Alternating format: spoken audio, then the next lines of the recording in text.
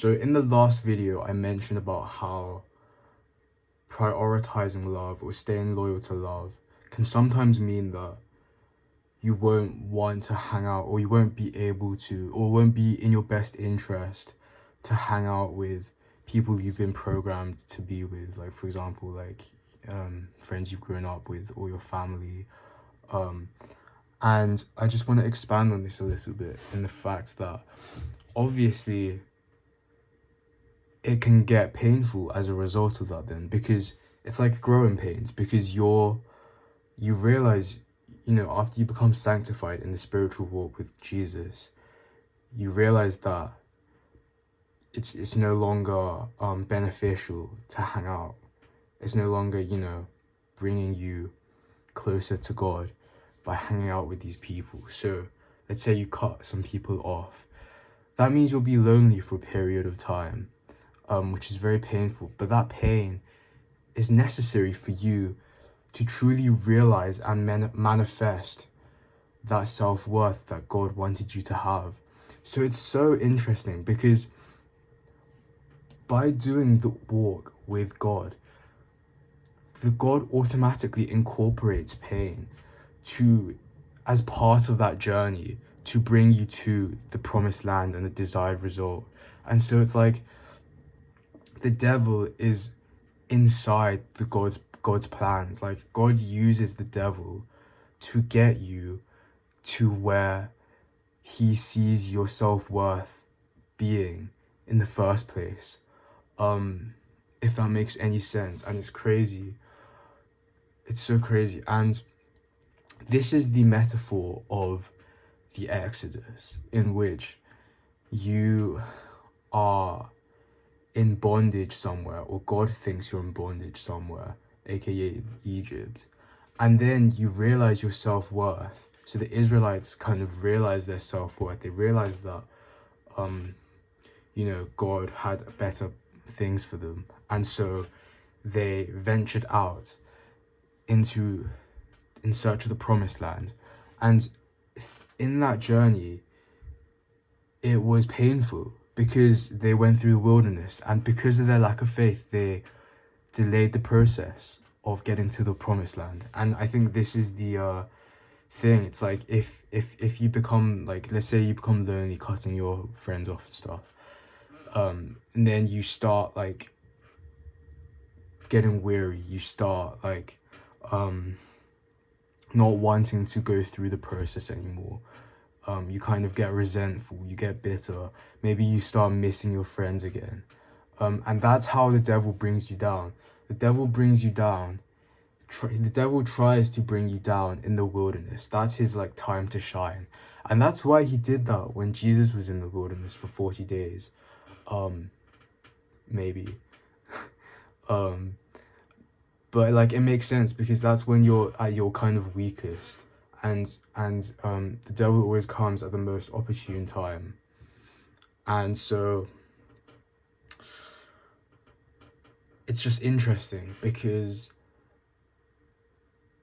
the whole point of God is that he increases your self-worth, and he increases your self-worth, and he increases your self-worth until in your heart you know that you're a king walking on this earth. And in the Bible, in like Proverbs, it's like, it's not good for kings to drink wine. It's not, kings should do this, kings should do that. And I think it's so interesting because that applies to us as well. And Jesus is called the King of Kings. So Jesus is the King of Kings. We are the kings that Jesus is the king over. If you want to believe that with me or not, I don't care. But in the spiritual realm, the whole point of sanctification is that in the spiritual realm, we eventually become like the status of kings. And that takes like an incredible amount of pain and just like growing with God and just wisdom and just like going through the process. But once you have that self-worth inside of you, the next step is to step out of Egypt in the physical realm and enter the wilderness and then enter the promised land. And like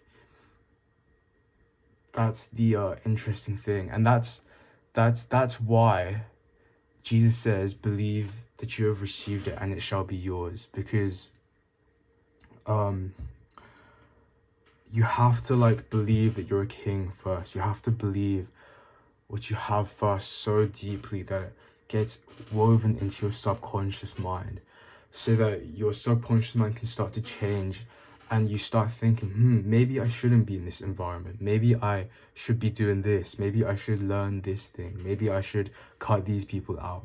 Maybe I should study this. And that all comes from believing you have something, or believing that you are already healthy, that or you are already something. And that's in Napoleon Hill's book, Think and Grow Rich. I'm pretty sure that's the main premise, is the law of attraction, which really is just the spiritual law that Jesus tells us about, in which it's believe that you will receive it and it shall be yours. And this is the way that honors God as well when you do anything. Because if you don't kind of believe that it's yours before it comes to you, and you don't kind of act like you already have something before you have it, then when you get that thing, let's say I'm talking about money, let's say you don't act like God is your provider, and you get kind of scared when you like buy too many groceries, or I don't know, you eat out in London, and that means you're not trusting that God is your provider and that money was never one of your idols. But if once you become rich, actually you start spending like and doing anything you want, like just eating out and stuff, or like just acting a different way than you were before, then in a way you're like idolizing the money, because it's like, I was scared to do it before, but now I have the money, I'm not scared to do it anymore. Whereas the Lord gives and takes away everything. The money is not your God. God is your God. God should tell you what you can do. God should tell you how you spend your bank account, how you spend your money. And so that's why you have like the morals, and like you have the commandments and the spiritual understanding that God gives you before he gives you these materialistic things which can corrupt you, so that you are able to deal with the physical things without becoming corrupted, because you have the spiritual framework and the philosophy. But what am I saying? Yeah, so I think sometimes it's going to be difficult getting out of Egypt, getting to the promised land. Actually, not sometimes, most of the time. But this is the process of living for God, truly. This is the process of living in this world. And you don't even have to be a Christian to experience that. It's like the classic rags to riches thing, except in every aspect of your life, not just money. Like, could be in relationships, could be in everything. Everything is rags to riches with the living God. And you just have to be willing to go through the process. You know, the Bible says like Job is a perfect man, and he was super wealthy and super successful. Solomon was the wisest man on the earth, and he was probably also one of the richest. And I guess my point is, like, it's not wrong, or it's not sinful to have abundance, as long as you don't idolize that abundance, as long as you are acting out in faith in God before you receive that abundance, so that when you do receive it, it's not something that affects your identity or your character, because your identity should be 100% defined by God. But instead, just like, is the cherry on top of what you already have. And I think that's the key to life, is that you become comfortable with yourself because you have your identity in God. And then and like you learn to like only kind of get your self-worth from inside of you. And I think that is true enlightenment and the lowering of ego boundaries, which is what like Hindus and Buddhists seek out. And I think you have to go through pain in order to reach that level of like truly detaching from external things and just connecting to who you truly are inside of you, who is God. Because in the Bible it says, Jesus says, me and the Father will make our home inside of you. I think that's what Muslim, Buddhists and Hindus truly seek out. And so therefore I respect Buddhists and Hindus because they're right. And on that topic, yeah, I do want to definitely research more into other religions just to understand what they're about.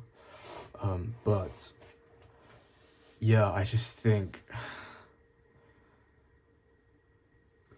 life is about like 100% being defined by love, which is inside of you. And as a result, you can gain everything in the world without becoming corrupted. But you just have to increase your faith and continue to believe further and further and go higher and higher in your levels of faith. Yeah, I think that's probably one of the most interesting, deepest videos I've recorded. So let me know what you guys think. God bless.